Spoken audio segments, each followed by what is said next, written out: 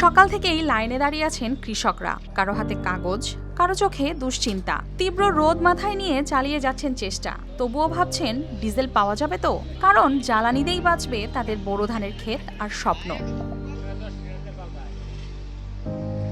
টাঙ্গাইলের ঘাটাইলে সেচ কাজে ব্যবহৃত ডিজেল সংগ্রহ করতে গিয়ে এখন চরম ভোগান্তির মুখে পড়েছেন কৃষকরা। নতুন নিয়ম অনুযায়ী কৃষি অফিসের প্রত্যয়নপত্র ছাড়া কোনো ফিলিং স্টেশন থেকে মিলছে না ডিজেল, আর সেজন্য প্রতিদিন তাদের দৌড়ঝাঁপ করতে হচ্ছে কৃষি অফিস ও পাম্পের সামনে।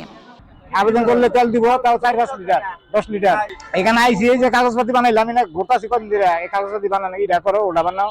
দূর দূরান্ত থেকে আসা কৃষকরা ঘন্টার পর ঘন্টা লাইনে দাঁড়িয়ে থেকেও অনেক সময় ফিরছেন খালি হাতেই।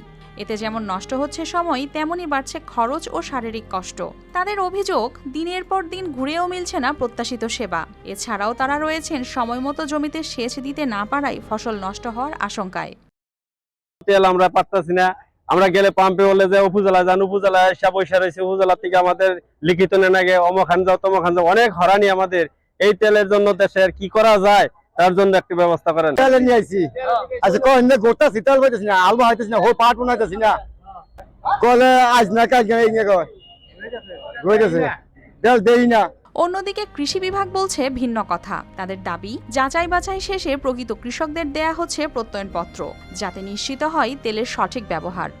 এর উপর নির্ভর করে হচ্ছে কতটুকু লাগতে পারে, কৃষকের সাথে কথাবার্তা করে যাচাই বাছাই করে সেভাবে এক একজনকে হচ্ছে এক এক কতটুকু লাগতে পারে সেটার উপর ভিত্তি করে যাচাই, উপসহকারী কৃষি কর্মকর্তা যাচাই বাছাইয়ের মাধ্যমে আমরা প্রত্যয় দিচ্ছি। তবে এই নতুন নিয়মই কৃষকদের জন্য হয়ে উঠেছে বড় ভোগান্তির কারণ। সংশ্লিষ্টদের মতে দ্রুত প্রত্যয়নপত্রের প্রক্রিয়া সহজ করা, পর্যাপ্ত জনবল নিয়োগ এবং পাম্পগুলোতে ডিজেল সরবরাহ বাড়ানো না গেলে পরিস্থিতি হতে পারে আরও জটিল। News desk, RTV।